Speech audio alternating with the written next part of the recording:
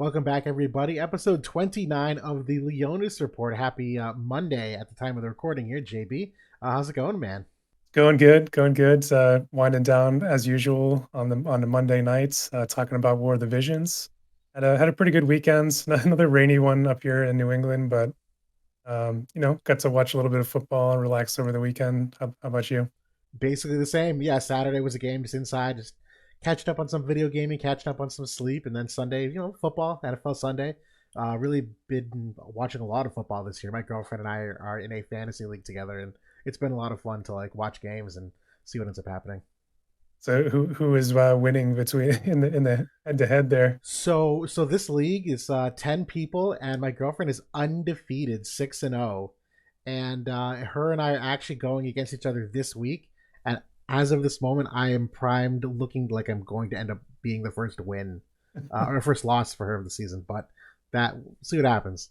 But Okay, she's been fantastic. It's been really cool.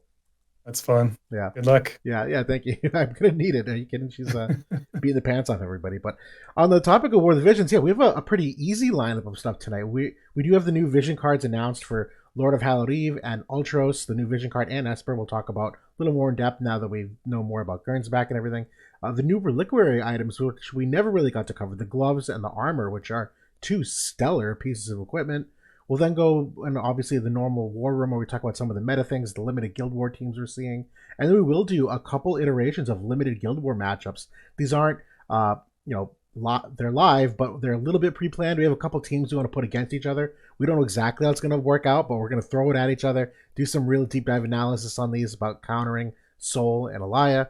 We'll talk about class match, a little bit about the live stream for 4th anniversary, and then we have some good Q&A here to wrap things up. So it should be a relatively tame, pretty light, and pretty fun podcast tonight. So really quickly, just want to say a big thank you to everyone last week for the Vote of Calc subscriptions to the Patreon. We made a big push to getting Bismarck some of that extra monetary compensation for the site. And we were on the Discords, we were on the subreddit, and we started out at what $32 a month he was getting, and I think right now we were at like 170 or 190. We some substantial subscription. So big thank you to everyone who has. We obviously still are trying to push for even more, considering how many of us there are. That even $1 a month from 100 people is another $100. You know what I mean? It's certainly achievable for what we spend in this game. So I just wanted to again bring some attention to that. And I don't know if you've seen anything in the community. I know I've seen a ton of appreciation and people shocked that he was only making $32 initially off of that.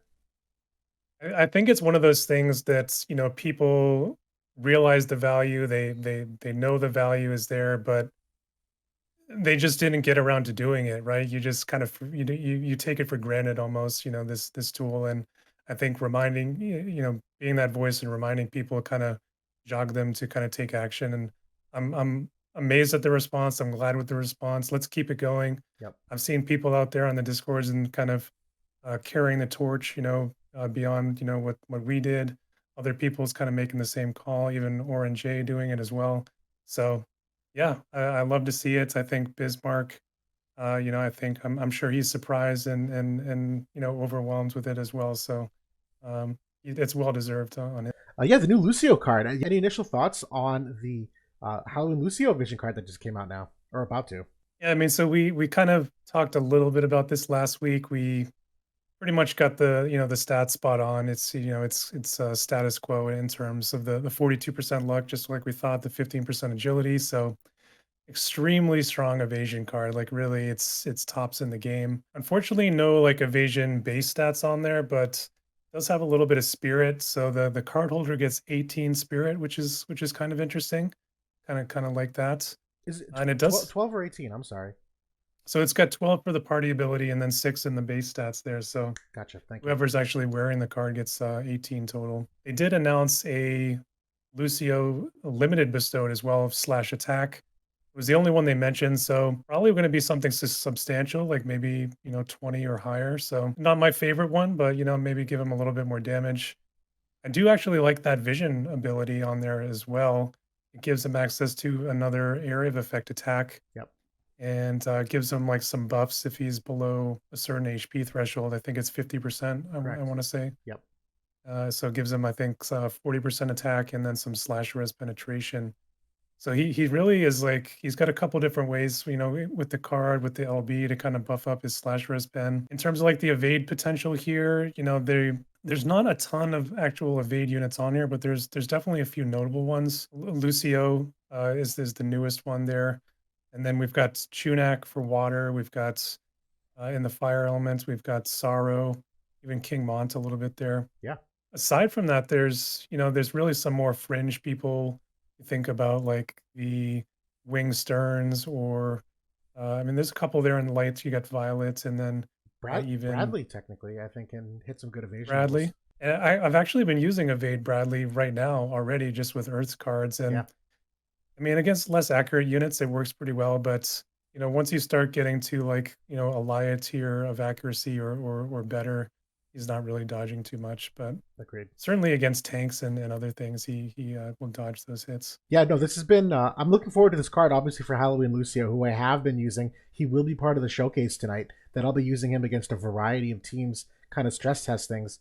But I actually appreciate this card for another reason. The more and more that I think on it, because you're right, it's rather limited for evade units, and more specifically, it's even a little light on tank options. You obviously have Celeste, Whispers like a reach. King Mont's obviously really the other one in terms of tanks, and so if you talk about making a well-rounded rainbow team that has some evade elements, I'm not a big fan of like pure evade teams. So even when you talk about like making a well-rounded team, this card I think is a little bit limiting. Not maybe not as many as some, but my favorite thing about this on that luck is what it does for accuracy. It's one of those things that we don't often get to talk about either. But I was doing the calcs earlier, and 42% luck for anyone in the game is roughly 25 to 30% extra accuracy right there in the main slot for free. And so a lot of these characters that are innately like decently accurate, characters like King Bradley obviously can be very hyper accurate. Wing Stern has some good accuracy potential.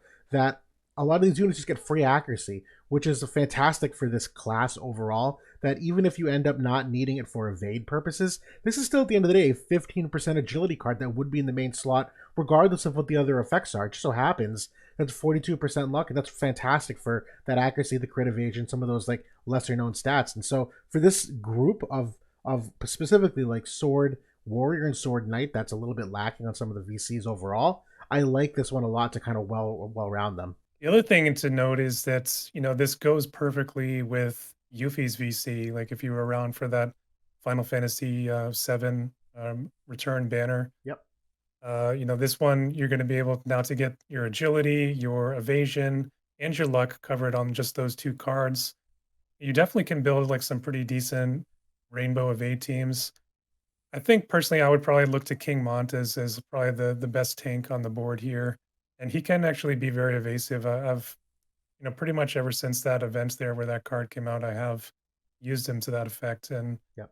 He can make a lot of people miss.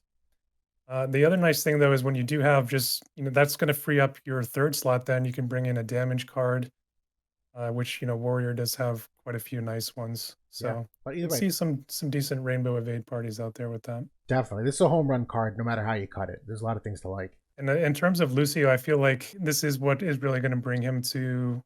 I mean, he's already very good right now, and I think this will just kind of bring him up another peg. So, Yep. looking forward to that. Well, yeah, and I feel like this is the thing that will allow him to last longer in the game in some of these rainbow teams, because right now he really is locked to mono earth, where the vision card availability for anything other than that really isn't there, because you need some certain minimum things to make that him as an evade unit work, and this just opens doors that don't exist currently.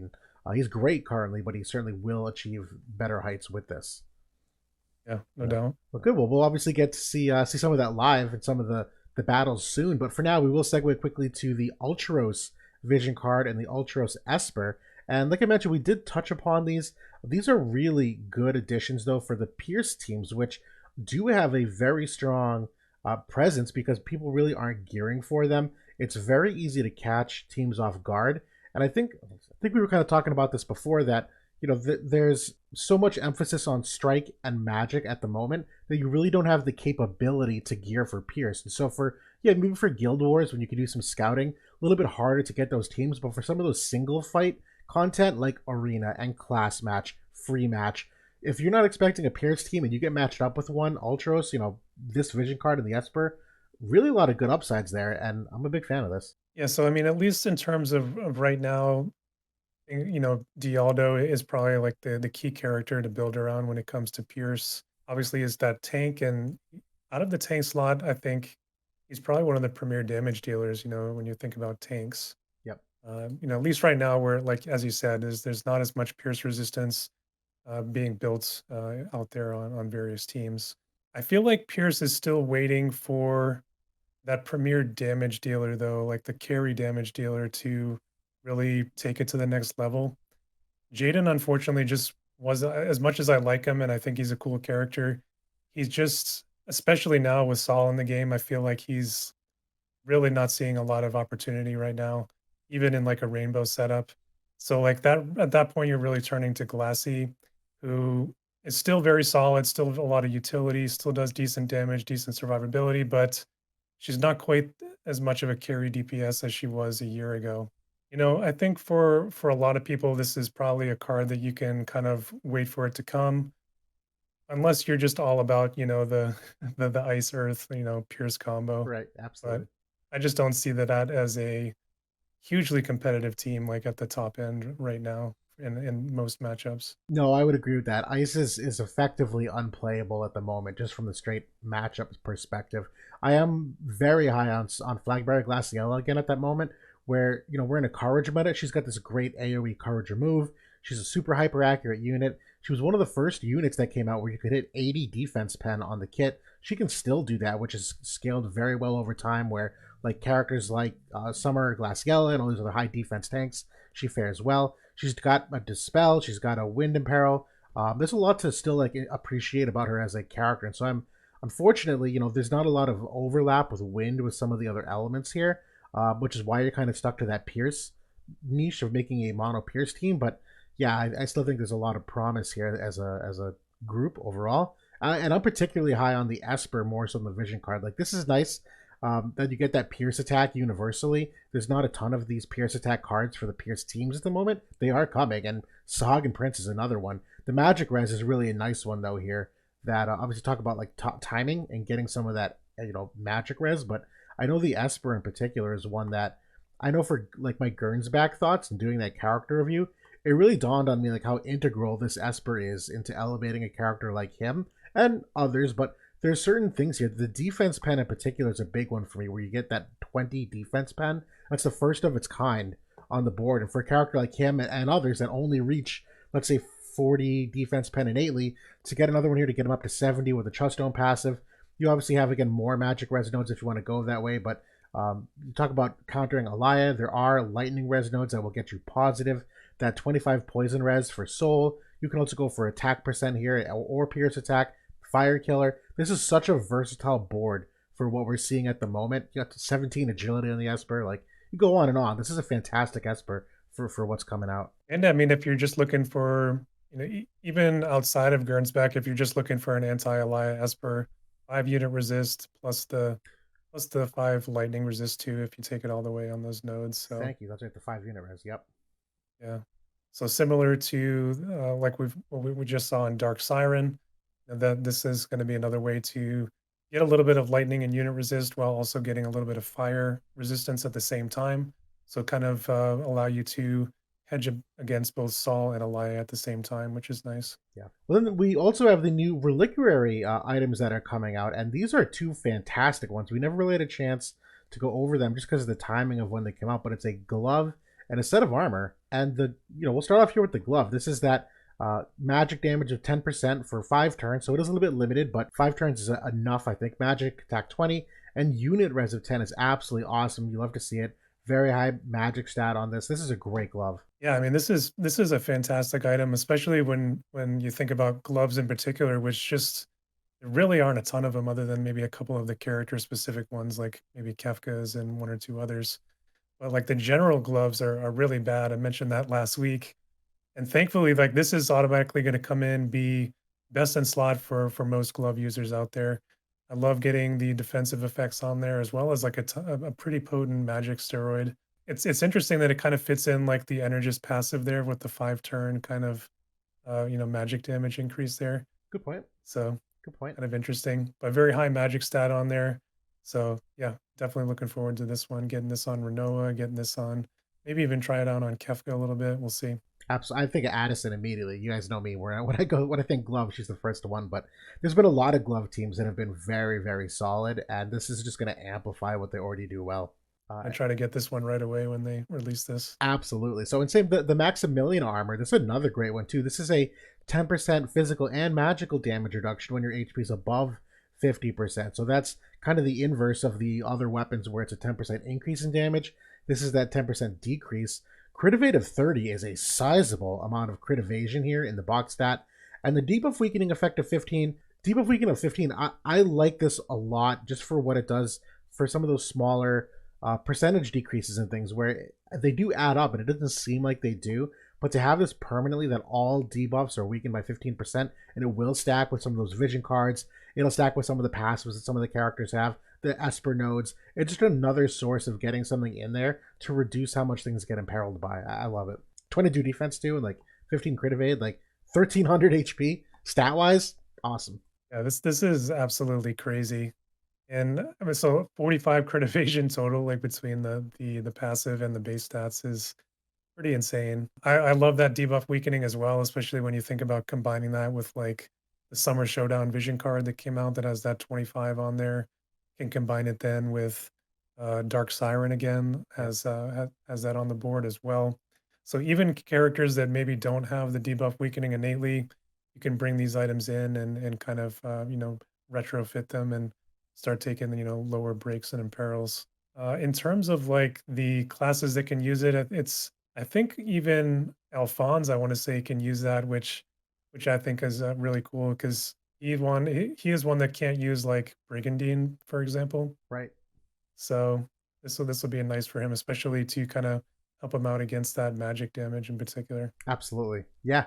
No, these are two of the better ones that I think have come out in a while. So Cool. that's really it for the new content. I guess special mention we're going to be getting double Guild Turtle all week and unlimited. So for those psychopaths that like to guild grind for turtles for hours on end, like you're gonna love that. I think that's really it though in terms of like some of the we're getting another defend the gates PvE mode. I know you had some fun with that. Yes. So I appreciate it. It's not my favorite. I enjoy it, but it's certainly a nice way for people to push high scores.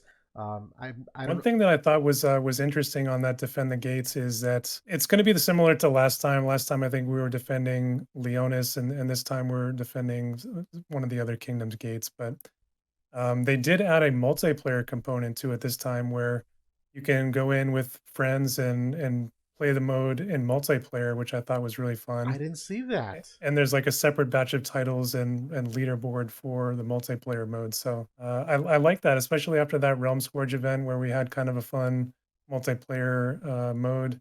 I'm glad to see them kind of implementing that here too. Absolutely, and good for you if you end up playing it because you've not only come. Were you in first in Trials of Reckonings? Did that actually happen, or did you get beat out? For the individual high score, I ended up taking that down. So you were in first place in Trials of Reckoning. You are currently first place in Class Match. Do you want to like sleep sometime in the next week, or are you going to be first place in Trials of the Gate too? I mean, I probably could use a little bit of sleep. That would help. But no, I'm trying to get number one for class match. I'm gonna knock on wood. And I've come in top 3. I've come in top 10 a bunch of times. Never been able to take first. So hoping this may be the time for me. So we'll see how it goes. Yeah. Anything can happen though. You never know. No, it's true. Good. I think I checked this morning. You had a sizable lead at the time, but could just be a timing thing. But yeah, obviously, best of luck in this last day. We have one more day left of it at the time of the recording. I'm not nearly there. I play auto, not manual, and I think I'm like 75. So I'll float between 75 and 90, but I'll make top 100. I think it's been fun. Well, working your way towards Diamond Master for the better rewards and stuff too. So Exactly. that's always good. I think I'm Diamond 1, about to hit that promotion in like just a couple battles. So I'm close. Nice to get that viz.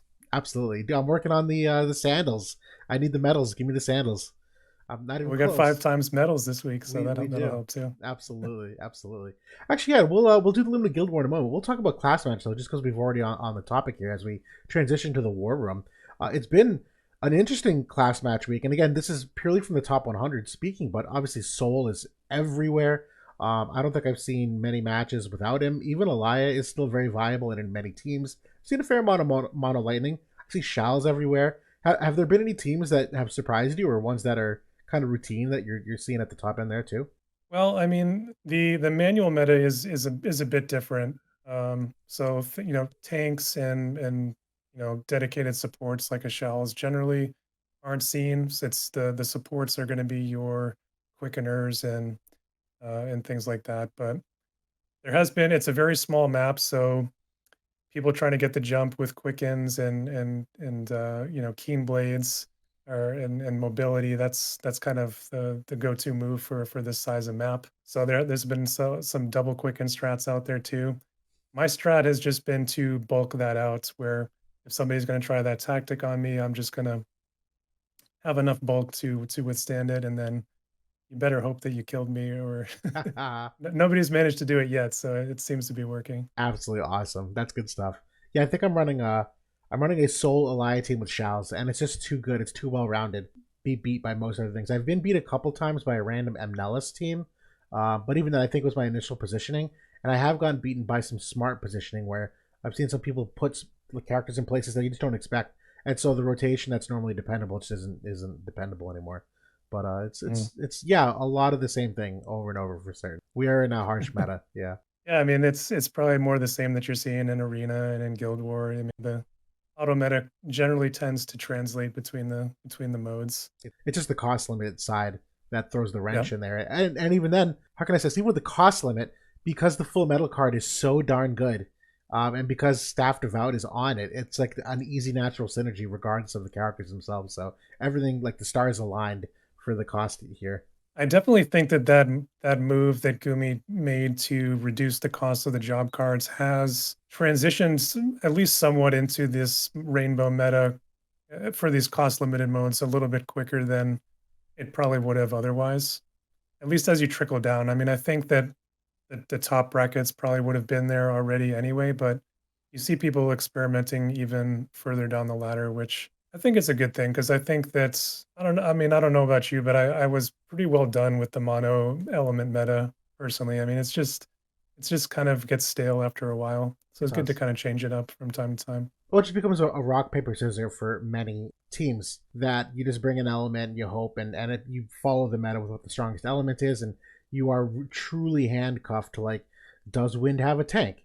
Does fire have a healer? Like if they don't, like you rely on those character releases to drive it. Whereas now you have far more flexibility in interlapping or inter whatever we call it, replacing characters that to fill a role that you need that didn't formerly exist. Yeah. I think that does open the door for more older units too, where if when you have a rather than just maybe finding a sleeper unit within your elements, you may be able to bring in from another one now through those cards. So definitely have seen some of that already. Absolutely, me too. I appreciate this move, and now that I think about it more and more as time goes on, I appreciate it because a lot of these vision cards and characters, or a lot of the mono element vision cards, were limited. Obviously, that people that end up joining the game later, if you're only have available to the pool that exists in the game, you're not going to be able to build your mono team that many others are because you're simply never going to get the card rerun for Sorrow. Let's say for Fire Evasion, it's not going to come back.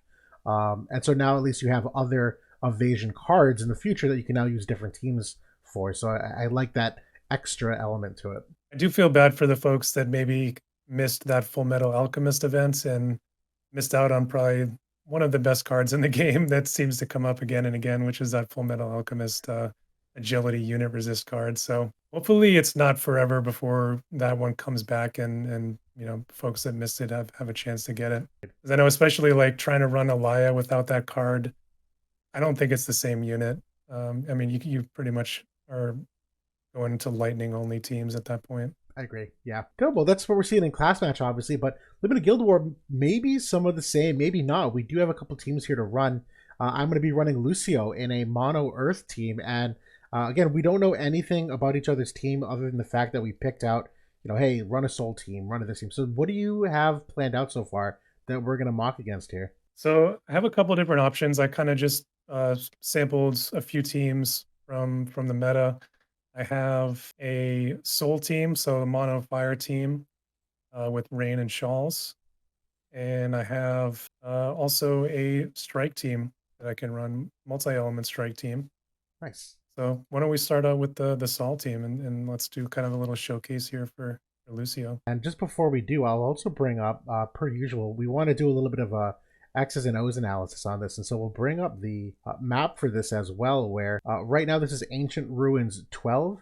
And so the map overall, you got three, obviously, starting spaces. One of them is 2 squares away, but there's a very hard terrain block here. Actually, I didn't even have a chance, and I should have a chance to mark it off on the map, where your slot 1 person, and it's reverse, slot 3 on the other side, unfortunately cannot get up to this middle character. So there's some interesting pathing to be done here, where this character has to kind of take the long way around, and these 2 characters move where everyone obviously congregates eventually toward the middle there. This map initially, I think, gave us some pause, where it was such a hard funnel and it was such a hard segregation of characters that it didn't seem like it'd be all that fun to play on. But I've seen a lot of interesting teams here. People using the Tourmaline ring really creatively to get that character up here and get into that buff rotation, and even just the pathing overall. I think this has been a good matchup for a lot of tanks to take, so it should be good. What do you think about this map overall? Anything different? I like this map. My only real issue was that we just had this one on Limited Guild War just a couple of weeks ago, and then here we are. We have it again now Right. for for the Supremacy. But at least, like we said before, it's gives some familiarity with it, to kind of maybe use some strategies that you had in that last one. So yeah, I like it, and I like it well enough. I think I have a good handle on it at this point that I can throw together different teams. So That works. So let me briefly talk about what you'll expect to see from the Earth team, and that way you can kind of lock that in. So my slot 1 here is Dialdo, and he's move 3. I don't have the extra move enabled, so he'll end up moving 1, 2, 3 slots, then move another 3 slots. In the middle, I actually have King Bradley, and then on the very far end here, I have Lucio. So the general turn order is that King Bradley will move toward Lucio, and I have him using the Squall TMR, which will give Bradley haste, and that's intentional. I want Bradley going horizontal before he ends up moving toward the middle of the battlefield. Lucio will use his normal self buff, that's the shield and the evasion buff, and he can go one of 2 ways. It depends on where the enemy tank is. Lucio will obviously either start to go this way, or if the tank's totally opposite, he'll go this way. But the general idea is that him and Bradley kind of go toe in toe with each other up this portion of the map to meet Dialdo. And typically the way it ends up working, Bradley with his range on the calculated rend will get some good chains off early here, and Lucio will go in there to absolutely finish people early. I just did a match yesterday against a Soul team where Soul didn't even have a chance to move. Soul was right here, and Bradley walked up, did a calculated rend, CT up, Lucio chained, and then another calculated rend, and Soul was dead. It didn't even have a chance. So it's been fun. So my team, I'm gonna have my Shawls in slot 1. I'm gonna have her use that Tourmaline ring, as you meant, or slot 3, I should say. Oh, yeah. And I'm gonna have her use that Tourmaline ring, jump up the hill, and she's gonna buff up the tank and Saul, who's gonna move into the middle to buff Rain. Earth is definitely not what I want to see for a matchup, because especially Lucio does bring that dispel to Earth, which is pretty massive, especially against this fire team. If you can't dispel those buffs that Saul and Shawls are putting on the team, it's going to be a long day for you. There's so many powerful buffs that are coming in that they can just outlast teams based on those alone. Yep. I've loved that one. Yeah, and he's got Dispel Protect too, which is one of Shaw's additional survivability metrics. So yeah, we'll get things kicked off. Yeah, just while you're checking positions, today's Guild War, I got 6 stars with this Earth team, and the first one was against a mono water team, did relatively well. The second win was also against a mono water team. It was Summer Glaciella and Faris and Dea, and it ended up being that Lucio 1v3'd all of them in one. The end of the fight. It's quite the impressive replay. I'm thinking of throwing it on YouTube tomorrow just to let people see some of it in action. It was impressive. His damage is really, really good. I tried to play around with Frederica, so I was kind of excited about her upgrade. I brought her up to 140. Her damage is bad. It's awful. Yeah, it's so bad. Everyone sees the shiny nullify sure hit and all that stuff, but at the end of the day, the slash damage isn't there, and the duelist job it's just not unique enough to drive, I don't know, value, if that makes sense. Chunak though, he does really good damage. But his buffs are totally different. His buff is way different. Plus he's got the imperils and stuff. And he's also got a good AoE chain too that really helps him out, especially against Saul. Yeah. All right, and here we go. The fight's starting right now. So we'll see. Hopefully, we got our toggles correct here. I mean, toggles are literally the hidden killer for teams that aren't, you know, tuned properly. But this is good. So yeah, you'll see. You move toward rain here. So turn 1. So I'm expecting Shawls to jump up the hill and buff up the team. Excellent. So this is the LB that's going to get courage onto herself and onto Rain. It really buffs up his survivability. Yeah. The hate down is nice for her too. So then I'm using Summer Glassy's TMR there. Excellent TMR. I love that TMR. So it's nice that it's in a diamond shape, so it's really can hit everybody there, and then it gets unit resistance onto Rain. Yep, absolutely clutch. Rain is so tanky nowadays. He does his job exceptionally well. With all these buffs, he's very, very hard to kill. And well, you just saw that was Lucio's TMR that just went off there, so that's that attack up and the AP restore. I love that TMR. This is really good positioning. Your soul is at a good spot here. Some good spacing behind Rain. He can stand very easily on the front line, but you know, getting him in that rear guard to come in late in the fight is big. So here we go. We're starting some slash chains here. But Rain has really good elemental res too. Or elemental chain res. So this is gonna not do as much damage as it normally might. But quite a bit. Quite a bit. Hopefully Saul can heal him up here. No chance here. Not enough time. There it is. That's what I was talking about with Bradley, like getting that that chain. You're seeing it firsthand there. Fortunately, Rain has the courage. Oof. Oh. Not what I wanted. Oh, no, not quite. That. And there's the miss. There we go. So Rain is notoriously one of the most inaccurate units in the game, though. Definitely one of his weaknesses. Since the beginning. Yep. So at least now I get courage. Too bad Bradley almost had... Oh, good attack by her. Almost had her a courage before. And there it is anyway. The double kill. Let's see if Soul can 1v3 this. To be fair, Soul's the kind of character that can. So here comes that limit break. That's that slash res pen that he'll get. Protector move. Oh, but Soul has the barrier on, so no damage taken yet. But we hit anybody is the question. Yeah. So at least got the poison. At least have haste on Lucio. That mid-fight haste is enormous. That's a lot of damage. Soul's actually really weak to Pierce. Dialdo was one of the great counters actually, Tim, that I saw in some JP replays. And there we go. That's a pretty solid. Now again, you did kind of get shot in the middle there by Soul doing that random scholar buff again, but still, like overall, like spacing and turn order, I'm like not that far off from a well-tuned team.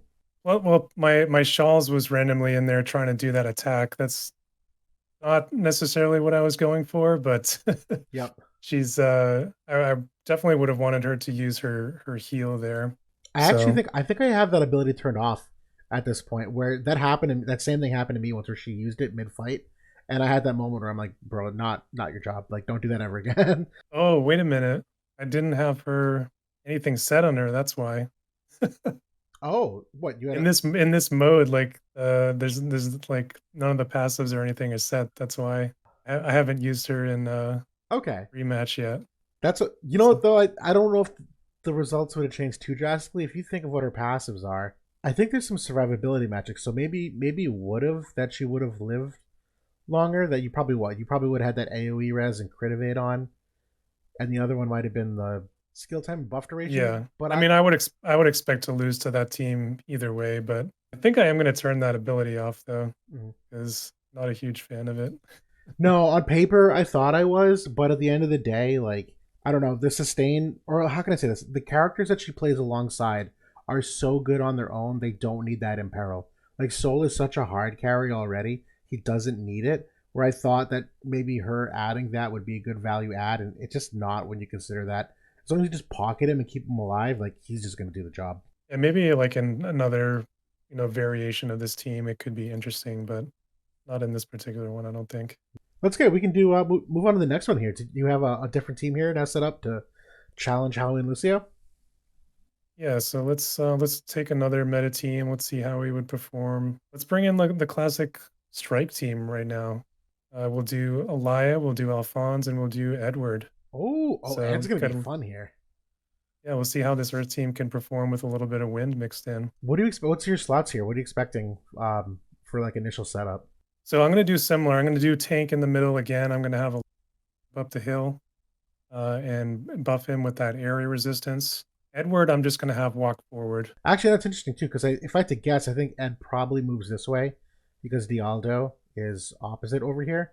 So yeah, Yeah. that makes sense. So this will probably happen. Alfonso, do you have a physical barrier on for Al, or do you have him go straight into like AoE res? I know some people turn that physical barrier off on him. So I'm gonna be doing a keen blade on him. Nice. So yeah, he's gonna start off with the keen blade, and then he'll go into his elemental chain resistance and protect removal buff. Nice. I do the same. Yeah, there's a fine line where you sometimes don't want that barrier buff on because sure you lose out on the defense pen, but there's so much barrier break for those frontline units that it just ends up being a wasted buff a lot of times. Yeah, I mean, there's I mean, most of like the main DPS nowadays, they do have that barrier break. It seems, I mean, it's nice to get the defense pen that it brings, especially like for his damage potential, but from a mitigation standpoint, he loses it a lot. He does. I will say, I think I've been turning it on more recently. It's really Bradley and Seth where that was not usable because Bradley and Seth on demand just destroy barriers. But nowadays, between Elia not having barrier break, even Soul, I don't think this is general. I could be mistaken though. I need to look at that. But Souls is magic only. Magic only. Even Urel, I don't remember having a strong barrier break when she came out for those couple weeks there. So it's made a slight resurgence here. Yeah, it's funny how like the meta has been flipped a little bit where before, you really wanted to stack the area resistance and barriers really were worthless. Now it's you want the barrier, but you want unit resistance now. At Exactly. least in some of the matchups. Yep. But Bradley is making, now that Saul is here, Bradley is making a little bit of a resurgence, I think. It is. It's a finicky matchup though, because there's that courage removal that Soul has, and if your Bradley's not built correctly, I've seen a couple of Bradleys get one shot by Soul because he just removes the courage and it's over. So, yeah. That's the thing. It's kind of like a Mexican standoff kind of deal between them. Whoever hits first is probably gonna win. Exactly it. Yeah, if I had to like mind mock this a little bit, it's gonna be close. I think you end up winning Ed versus 3. I think Ed ends up actually being the lone survivor. I could easily see the 3 of these Earth units killing Alphonse early, and even Elia, I could see her getting the jump early, but Ed with his multi-select, the fact that it's guaranteed hit as well, and Lucio does not have the nullify sure hit, I could easily see Ed taking out Lucio much quicker than these other teams do. That was the strength of this strike team for a while, was that you were bringing multi-element units, and it was Perrine instead of Elia, right? So it got to the point that you would have one last man standing just off the element strength alone, and I think that's going to happen again here. Yeah, so I know that when I've played this Earth team, I'm able to beat this if it's Renoa, kind of able to like sustain Bradley and Dialdo. It hasn't gone as well when I've used Lucio, but maybe they can still win. We'll see. Yeah, definitely with your Dialdo there in slot 1, that's going to have him cheat in, so hopefully that doesn't hurt me too much. No, I don't think so. This is one of those times where that Edward being move 4 or move 3 also changes things, because there's like a delicate balance between how he might outpace Alphonse. Because Alphonse technically has Shikuchu, so he can keep pace with that extra move. That's actually one of the coolest things about these strike teams, is and your Ed moved in range. Is how you can adjust the movement and tailor it for the map. Like, that's such a superior strength that not every character gets. Okay, and so I'm wrong here. So my Lucio did not go this outer skirt of that. He actually came back in the middle earlier than I thought he would. Interesting that she went back down there. Oh yeah, you know what? Because Termine towards your Dialdo. Termine rings I have jump for 2 turns. Yeah, that's one situation where I probably wanted the +5 version, I guess. Yes, 100% correct. I would have absolutely put the +5 instead of +6, so she doesn't jump back down. That's so funny. I wouldn't have thought that far, but that is massive trickle down effects here. Actually, it's not bad because I don't want her taking an early hit. That's a good point. Okay. They're good. They're cheating over towards your Dialdo. I'm okay with that. You know why? Because Dialdo's going to take a lot of good hits here. I don't think I... That's a lot of damage. I don't think I have the Lightning Res passive on Dialdo. I think I have the Red Mage one that gives him the initial AP and the magic damage. LB here? No. Not very much damage from Edward. Surprisingly not. Of course, my Full Metal Alchemist guys aren't reincarnated, so... I can still do it. God, I love this TMR. So, yeah.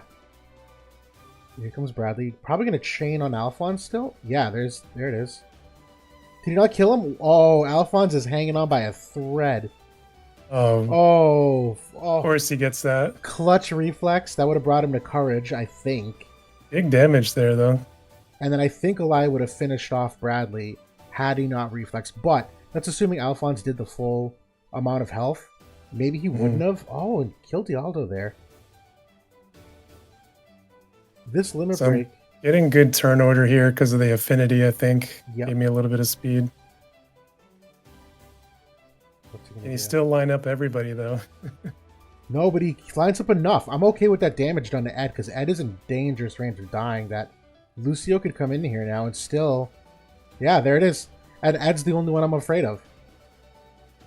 Big damage. Yeah, so now I'm assuming this is going to be that Stag Impact again. No, Drain Zone. Actually, good ability. Oh my god. What was that?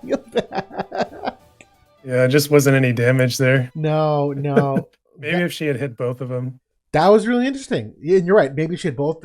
It's interesting that the AI went for the heal ability there, because I think Bradley's courage was already removed, and Lucio does not have courage, so I don't know what the benefit of that Strider ability was, because normally you do it to remove courage, but they actually used it purely as an AoE to regenerate some health. That's very odd. I'm surprised by that. I guess maybe it was like the cheapest move that she could hit them both and kill Bradley. Yeah. Kill Bradley at the same time. Yeah. Either way, I'm pleasantly surprised. I really did think Ed was going to take over that fight. I thought that limit break early to Dialdo. Dialdo died early anyway, so that was kind of irrelevant. So to be fair, I did not build Edward anti-wind, so I was not using a wind Esper, or something that you might use might be like the wind ring, or even anti-earth. Or anti-earth. So I mean, we could play that back and see what kind of difference that might make. If it's a good point.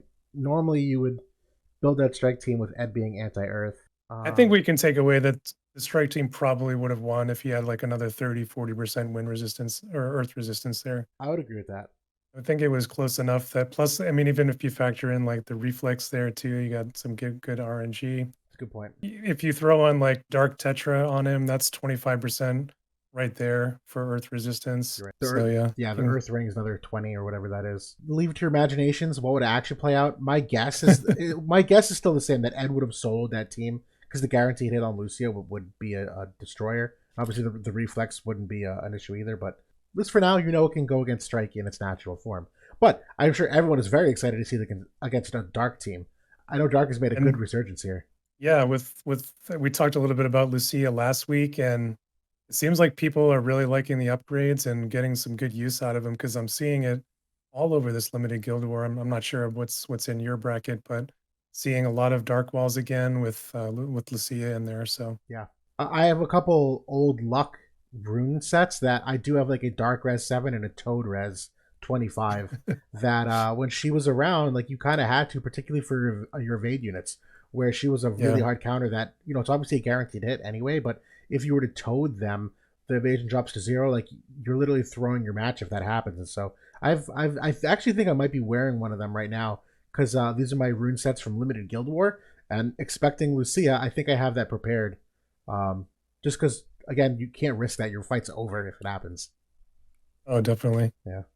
So meta team number 3 here. We got the classic dark low cost team here. Sephiroth, Lucia, I like it. Subbing out Dark Fina for Lucia obviously makes sense from a cost or limited Guild War perspective. But even now, there's a competitive case to be made of Lucia over Fina, where we talk about Re-Razor move with Elia has made Dark Fiend are very hard to use. And we're just talking about the strength in barriers, that for a while barrier break was so prevalent that Halloween Lucia didn't stand a chance because it's a main form of her survivability. That same thing with the AoE res, that Yep. nowadays, like, bring her back, and she is a different character in the current meta. Yeah, she's pretty effective going up against Elia in particular. Against Saul, she can be good, but it's again like who's going to hit first kind of situation. Right. So she is not very tanky against magic damage. I've seen a lot of fun matchups of people toting Saul and just winning the game from that perspective too. Yeah, definitely. And what was the other thing? Oh, her follow up damage from her limit break being a great anti courage mechanic. Let's talk about all the courage. Like that her timing window is excellent once again. Plus, it dispels haste now too, which is can be big. Absolutely can. Here we go. Fight starting right now. Okay, interesting. So you have your Raph slot 1, who's opposite my Lucio, I believe. Yeah. So No, I'm sorry. I'm wrong. So this is a true like tank mirror matchup where Dialdo and Raph are on the same side of the map. yep, trying to get these guys isolated, get a little bit of separation. They're going to end up cheating that way anyway, though, just because the hate's going to drag them that direction. Yep.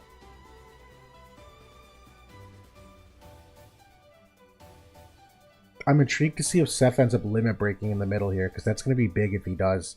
If he can remove the courage on Bradley and get that guaranteed hit on Lucio, that's a big tide shifter, and it's going to be close. Hopefully, I got enough time to get the haste onto Lucia here. Oh, we got the protect up. Okay. Not a bad buff either. I don't... Oh, Bradley's going to be in limit break range. I think Bradley's going to move forward here, and I think he's going to calculated rend. It's a barrier break. Okay, half health. Honestly, did pretty well considering Bradley. Oh, it's not going to... Is it going to hit them both, or just tank? I think it's just Dialdo. That's big. Yeah, that is big. That's part of the reason why I wanted Dialdo without the move +1. I really wanted him to, like, kind of be a statue in that regard, to, like, be on his own. And here we come with the mid-fight haste, the slash res pen. Oh my god! He didn't do anything. But, since... No, and there's no... The hate is all over the place now. I was hoping that maybe he'd get a chain off of that on Sephiroth. Oh, don't move over there. Oh, but we got the Man-Eater debuff there. We're going to get a good chain here. Oh, Sephiroth's about to eat good here, though. But he already used the limit break, so he can't remove the courage on Bradley. Hell's Gate coming out. He misses on Lucio, which is nice. Not unexpected. Yep. Wow, they lined right up for that. Good lord.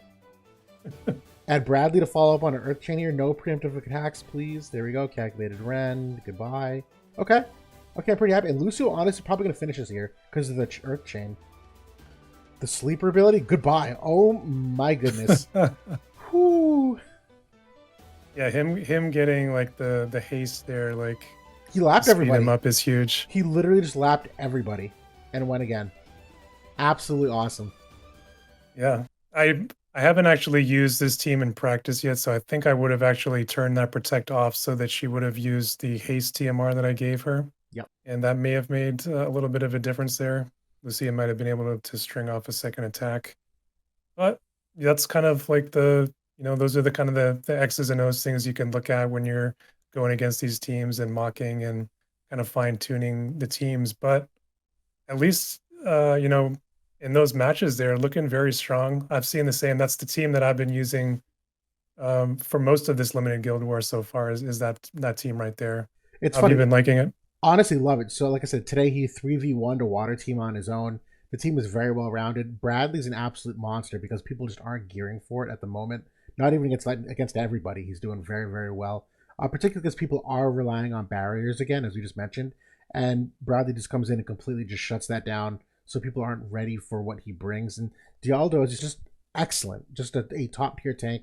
I think I've got 40 reincarnations into him because of this festival this week, so he's definitely seeing a bump up from of it.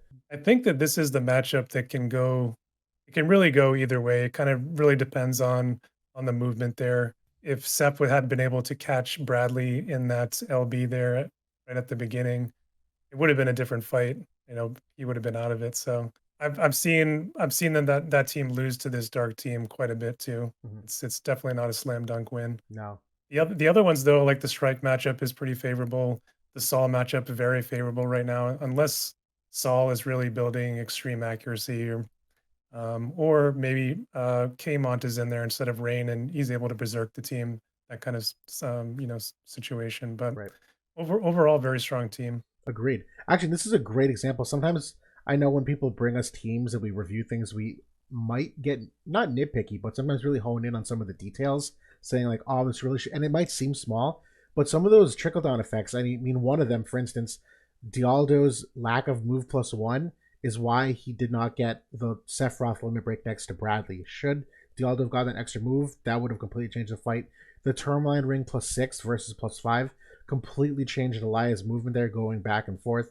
That one toggle you had on from Lucia, so she didn't haste herself instead. Like there are massive trickle down effects from these toggle based abilities and passive based abilities that when we like really like micromanage some things, it can't be understated. People always ask like, oh, like what's the meta unit? What's the meta vision cards? And I know we typically try to like educate and push back a little bit and be like, no, no, no, like there's meta units, but you need to use them properly. You need to like really understand your toggles, what your range is, what your turn order is. Because if you don't get those things down, the characters themselves, you're just not going to get the results you're really looking for. Yeah, I mean, I think that's I mean, these teams are, like I said, I've been using Earth, so I've been using that team, so these are the kind of teams I've been going against. So I definitely could have tuned them better, but not everybody tunes their teams to that level. Might be seeing other people do similar things, but I think to play at the top level, you definitely want to be mocking, you want to be testing those things and getting everything nailed in and buttoned up. Well, good. Well, that's what we had for the War Room. Again, something a little bit different here with the amount of matches we played. It was more intentional and kind of educational to do with a showcase rather than like a PvP matchup. But hopefully enjoyable. We'll see if we keep doing that in the future. I obviously certainly love doing that kind of stuff.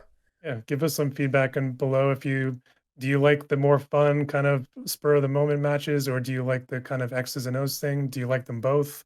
Would you like to see a mix of them as we go forward?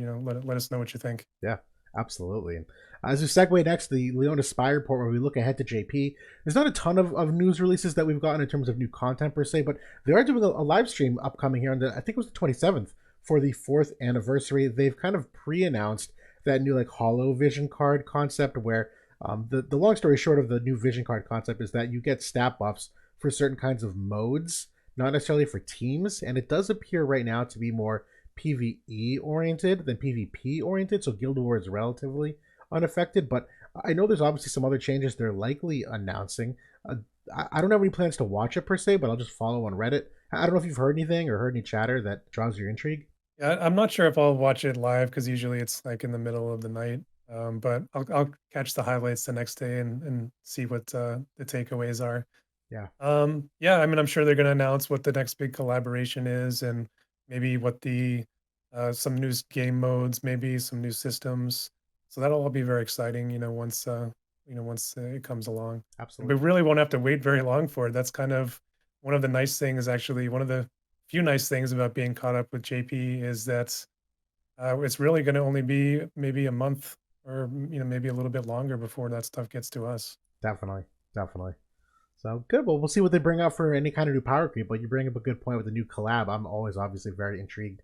We like to think about which Final Fantasy titles are coming next, but they've caught us with some good surprises here with between Persona out of nowhere and like Dragon Quest. Like I'm always intrigued to see what they come up with next. You know, I mean, of course, you could always bring back some of the old favorites like Near, please, to be A2. minus How they haven't A2. Yep. A2 is a cash cow in these games. How they've not capitalized on her yet from Nikkei to oh god, Octopath Traveler, like every collab A2 was like the star despite the fact that 2B is like the tight titular character. Yeah. Well, good. Well, we do have the Q&A section here now. All right, so the first question we have, and it's a good one. Why hasn't Gumi given as many wind units this year? Obviously, there's been an emphasis on certain kinds of elements, namely lightning. I think fire is the case too for the amount of units overall. Any thoughts initially here why they have not dabbled in going more of the wind units for us? Well, I mean, I think it's because Win got, a couple of the best units last year. Sottily and Glaciella were, among the top 5, I would say, or 10 units last year, certainly. Glaciella, I think, was probably my number 1 unit released last year in terms of power. Yep, We talked about her a few minutes ago. She's still immensely powerful even now. absolutely. And, Wind, of course, they're not as good as they were last year because they haven't gotten many new units, but they're still able to compete, because of the strength of them. But I think that the reason why we're not seeing more is because they want to shine, other elements to shine. Earth wouldn't be as good or as picked if we had a bunch of OP wind units coming in. We've gotten a couple, and that kind of helps keep the element alive, but they don't really want to emphasize it so much. I agree. I agree, and I think it's rather smart at the moment, and for a couple of reasons. Number one, if your meta changes too quickly, that's also not a fun thing because that requires you to pull characters constantly, and that's not a good feeling either. It is nice to have more of a cadence of like a month or two of like a certain kind of meta, and then you shift out of it. Whereas if they kept the wheel turning every single month, a new counter element comes out. I feel like that would unintentionally increase burnout in ways that people don't really expect. But yeah, for Wind, I mean, this year it's been what Resol, who no words. Ed Elric, who has been exceptionally good, like S tier unit throughout the year. So at least they've slam dunked him, and Lena from Final Fantasy V, who was another big swing and miss. But Summer Jaden got a big enough upgrade that he's basically a new unit from where he was. They gave us some, quite frankly, some very generous MA2s as well, both to Sadali and Glaciella. I know Sadali hasn't seen the same play because there's just a lot of reasons why, but yeah, Wind has not gotten the same emphasis this year, and to your point, because they got all of the emphasis last year, and They had some really strong awakenings for their lower tier units too, like Kadia, Dario. yes, So I mean, for cost limited, they have some good options there for lower cost units. they absolutely do. Yeah, Social was another great upgrade there. Yeah, overall up and down, the Wind element is still a good element, but yeah, not tuned to the new metas, if you will. It's not going to take much. I mean, all they need is one unit, 2 units to come in, and they can easily be vaulted back up to the top. Well, and like not for nothing too, but you don't need a mono win team.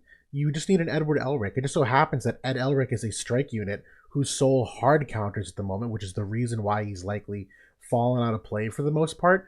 But other than that, like you could bring another wind unit out here any moment and be in a rainbow team and be stellar. It doesn't really take that much. So the second question here is, what classic Final Fantasy boss would you like to see introduced at a high difficulty like the Realm Scourge event that we got there? To say, we already got the Realm Scourge as the mob.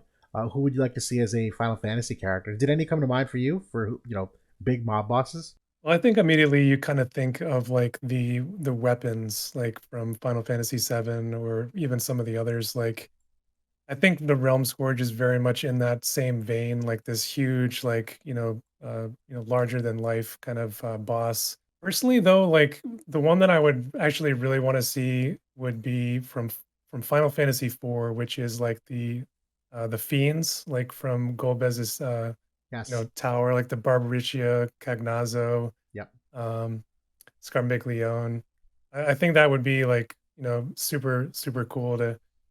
It's so like niche. I don't think that we'll ever see it. We've seen it in other Final Fantasy gotcha games, but not necessarily sure it fits this. But it would be really cool. I would love to see it. If there's a glimmer of hope for you, actually, so the recent Final Fantasy 14, the MMORPG, their I don't know what you call it, their mid expansion patch took place in the Void, and the ruler of the Void is Golbez, and he's there with the four fiends. So literally, the past like 2 months, the top tier endgame espers have been the four fiends and Golbez. So it's very topical. Like That's awesome. Square knows about them. Like, and they've gotten a fair amount of empathy. They had like their own voice actors and cutscenes and animations. They were really brought to life. So yeah, Nice. they didn't forget about them. Yeah, and Very cool. I'm How the same. about you? Yeah, the weapons immediately come to mind. And I don't have a preference. Ruby weapon, Emerald weapon, Ultima weapon. I think a really fun would be Sin from Final Fantasy X. That's kind of like a big, larger than life boss, if you will. But other than that, I don't think I have a favorite per se. There's a lot of bosses, but none of them really reach that like Realm Scourge tier of like larger than global entity. Like I don't know, maybe maybe Genova. Like I don't know, like an OG Genova, but even then, like not a strong opinion on it. It's the kind of things that you would see like in ffbe, like in the trials every so often, or at least you used to see it in Final Fantasy Brave Exvius. I would, maybe that would be kind of cool to have like some trials here, and I know that's not something that people have wanted in this game, more like PvE trial bosses. Who knows, maybe at 4th anniversary. I like the idea. I mean, any kind of PVE content, they've already kind of created it with the Esper challenges, but those are a pushover at this point now. And um, Yeah. I know there's probably systems you could build out to it. And to be fair, I actually think Ever Crisis does this currently, where they have the Espers like Shiva, Efrit, and Ramu, and as you beat them and grind medals, they give you a character specific weapon. So like I think it's what is it, Zack maybe gets like a Shiva sword, like a Shiva ice sword, and you have to like level it up. Like that would be a really cool way. And I think FFB did something similar. They drop a weapon specifically, and maybe there's some kind of I don't know leveling grinding mechanic to level it up, and would be a niche PVE thing. But there's opportunities there for sure. So question number 3 here is what classic Final Fantasy summons do you want to see introduced as Espers? And I know they've actually done a good job releasing most of them. Do you have any still that are missing that you would like to see from the mainline Final Fantasies? I think one of the biggest ones is probably Alexander, Yes. which, you know, I thought they had like the perfect opportunity to bring that in with Hope in Final Fantasy 13, because that's kind of his Eidolon or Esper or whatever in the Yeah. game. Aside from that, I was kind of hoping with Final Fantasy 6 that with Terra, maybe they could bring in some of like the ones that were kind of more niche to that game, like Madween, Yeah. which is her father, who is an Esper. I thought that would have been really cool to get like him on her vision card and come in as that Esper. Um, but yeah, those are just a couple that come to mind. Yeah, Alexander absolutely comes to mind. A huge missed opportunity with Hope. It's actually something now that I've thought about. I'm a little bit let down that every time we get a Final Fantasy collab, there isn't a specific new Esper that comes along with them. Because there's a lot of Espers that are unique to some of these Final Fantasies that like really stand out. And oh, you just mentioned him. Alexander with Hope is one. Another one for me is Eden from Final Fantasy VIII, which is the giant like end game one. I remember it's almost like a meme. It's like the 5 minute cutscene that you have to like press triangle and not screw up that mini game. But like that was like the ultimate end game Esper. And so for Final Yeah. Fantasy VIII, I know like Doom Train was another one that was kind of unique to that. Cerberus was another one that there's, particularly for VIII, where like the junction system was such an intertwined mechanic with the characters that they didn't introduce an Esper, and there's enough there that exists that they haven't. They've done a good job covering most of them. I guess at this point, I would almost even look for like other iterations of Bahamut, maybe where Bahamut does have a couple versions in some of the different games. I know Knights of the Round is kind of a really popular one from Final Fantasy VII, but I don't know if that would make like a good Esper for War of the Visions. Where I don't know how you would design the board for them, because like it's just such a odd end game Esper. I don't know how you would make a board be Be like viable. just like another generic slash Esper kind of thing. Yeah, yeah, I would want to do it justice, so I'd have to give it some thought. But yeah, those are probably my picks. Alexander definitely top of the line though. Yeah, that seems to be like the biggest one still missing at this point. And the last question here now is our stance on how to address Dark right now, with Halloween Lucia becoming one of the tougher matchups. We did see at least a little bit of a showcase, just earlier right now. But anything else stand out to you in terms of how to address Dark, which in limited Guild Wars is still absolutely very prevalent, top end of the game to the bottom end of the game, quite honestly. There's a lot of ways to beat it. I just think that you have to tune a bit towards it, especially like with Lucy coming in, getting some nice upgrades in the cost limited format. It's a tough team to beat. Like you need to be up on your units and cards in order to beat that team, I would say. But certainly Earth can do it. We saw that today. But I think there's a lot of elements that it's going to be kind of more of a toss-up situation. Who is better tuned for the map, who's better tuned in terms of their toggles and hate manipulation. Maybe that's going to be the deciding factor. Which, at that point, I think that's pretty fair. In terms of how that goes. I think that Fire and Soul can absolutely beat that team very, very well. One thing that they are missing is a dispel mechanic on that team. So the one thing we were talking about with Shawls and that team is that They have some insane buffs. Shells is also bringing in like a bunch of area resistance, dark resistance. There's even a card for that team that you can put on a bunch of dark resistance. So that team does very, very well against that dark team. Yeah, yeah, I agree with that. I know for me personally, I mentioned it before. I am making a trust stone specifically for them, specifically a dark res rune and a toad res rune. And it's tough because you do have to consider there's two different iterations of dark you could encounter. One of them, and this is cost 270, right? You could get a team like the one we saw of yours with Wrath, Sephiroth, Lucia, but there's a fair amount of them out there that are also SR Little Leela, who has that giant AoE silence, and then you can put in two other 100 cost units, Sephiroth and really anyone. I would imagine Dark Phoenix, but it really could be anyone. And that's a different team. Obviously, you can't bring a mage heavy team into them. So you kind of have to decide which dark team you're really looking out to gear for, because Leela's silence is so overpowering in its percentage chance to activate that a trust stone passive actually won't work against it. You would need some kind of TMR like the Summer Ketone one, which not everyone has. Very difficult. So that team, maybe go more physical, number one, innately. And if that's the case, where you're going to be going physical half the time in some of those matchups, then make sure you're bringing physical teams that can also break barriers. So when you see that other team with Lucia, you can break her barrier no matter what. And you don't have to worry about Toad, because you're going to have that Toad Resurrect on.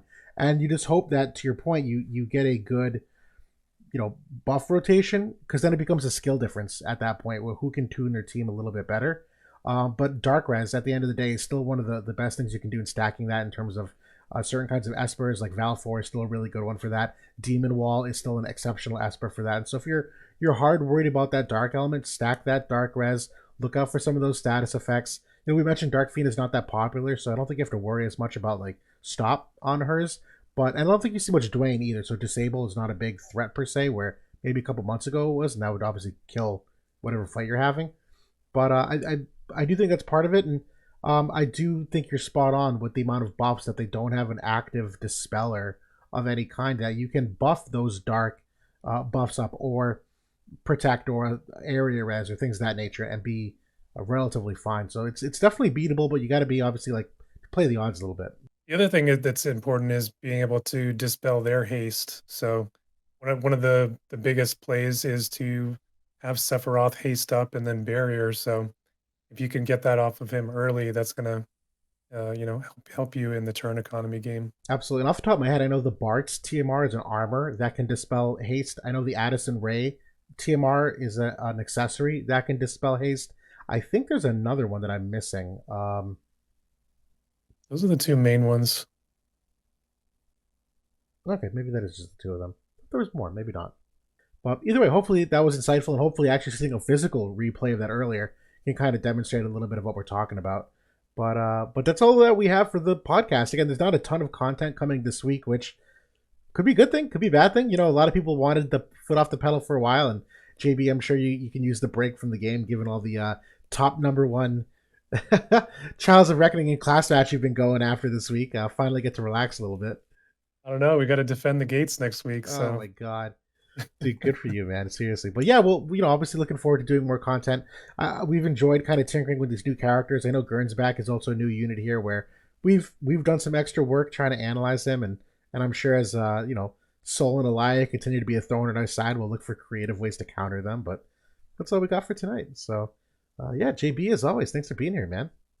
Yeah, and have a good week, everybody, and we'll see you next time. Absolutely. Have a good night, everybody. Take care.